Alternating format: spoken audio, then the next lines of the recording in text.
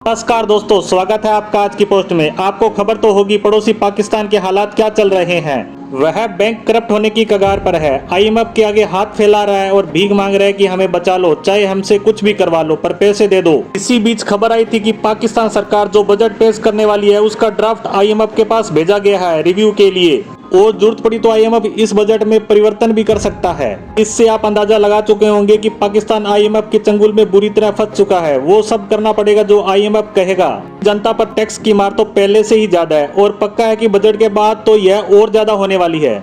कुछ दिन पहले यह खबर थी कि जनता पर, चाहे वह किसी भी वर्ग की हो, उस पर 300 बिलियन पाकिस्तानी रुपए का टैक्स लगाने जा रही है। पहले से ही इतनी महंगाई के बाद यह टैक्स क्या हाल करेगा, यह सोचकर ही वहां की जनता का बुरा हाल हुआ जा रहा है। पाकिस्तान में पहले से ही दाल, आटा, चीनी के लिए लंबी लंबी लाइनें लगी है, मारामारी चल रही है। अब यहाँ आप कहेंगे कि आईएमएफ आखिर पाकिस्तान से चाहता क्या है, तो उसे भी पता है कि वह जो पैसे पाकिस्तान को देगा वह वहाँ के नेता, सेना और उग्रवादी संगठन आपस में मिलकर बांट खाएंगे। इसलिए आईएमएफ यह कंफर्म करना चाहता है कि हम जो पैसा आपको देंगे वह खर्च कहाँ होगा। उससे डर है कि इस बंदरबाट के अलावा पाकिस्तान चीन का लोन भी चुका सकता है, इसीलिए वह खुद पाकिस्तान का बजट तैयार करके पैसे खर्च करेगा। वहीं दूसरी बात यह है कि पाकिस्तान ये पैसा रिकवर कैसे करेगा, आईएमएफ का पैसा वापस कैसे आएगा। इसलिए वह चाहता है कि यहाँ की जनता पर टैक्स बढ़े। इस तरह देखे तो पाकिस्तान की इज्जत आईएमएफ के पास गिरवी रखने की नौबत आ गई है। यह थी कुछ दिन पहले की खबर। इसी पर अब ताजा रिपोर्ट आ रही है कि जो बजट ड्राफ्ट रिव्यू के लिए भेजा गया था वह ब्रीच हो गया है।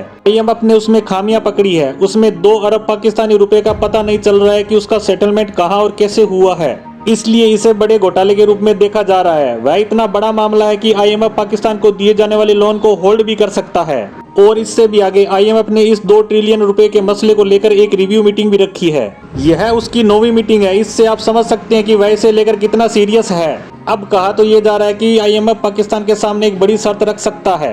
वह जो पहले 300 बिलियन पाकिस्तानी रुपए का अतिरिक्त टैक्स चाहता था उससे बढ़ाकर 600 बिलियन किया जाए। यह पाकिस्तान के लिए करो या मरो वाली स्थिति है। अब तो वहाँ की सरकार के अंदर के लोग, यहाँ तक कि मंत्री भी कहने लगे हैं कि अगर ये हुआ तो पूरे पाकिस्तान में दंगे भड़क जाएंगे, लोग सड़कों पर निकल आएंगे, गरीब जनता कंगाल हो जाएगी, भूखमरी और बेरोजगारी तो विकराल रूप ले लेगी। इसलिए वहाँ की सरकार पर विपक्ष के साथ साथ अपने मंत्रियों व साथी लोगों का काफी दबाव है कि वह इस शर्त को न माने। लेकिन अगर वो ऐसा करते हैं तो आईएमएफ लोन नहीं देगा। इसी डर की वजह से पाकिस्तानी रुपया डॉलर के मुकाबले ऑल टाइम लो पर चला गया है। अगर पाकिस्तानी रुपए की भारतीय रुपए से तुलना करें तो यह 3 रुपए से ऊपर निकल गया है।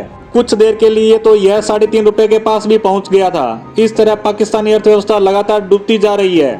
इस समय पाकिस्तान की सरकार को समझ नहीं आ रहा है कि वह क्या करे। एक तरफ कुआं है तो दूसरी तरफ खाई। अगर वह आईएमएफ से लोन नहीं लेता है तो श्रीलंका की तरह दिवालिया हो जाएगा। वहीं दूसरा कदम पाकिस्तान के लिए गृह युद्ध की स्थिति पैदा करने वाला है। इसे लेकर पाकिस्तान में आने वाले दिनों में हालात क्या होंगे, इस पर हम नजर बनाए रखेंगे। इसी के साथ आज की पोस्ट को यहीं विराम देते हैं। धन्यवाद।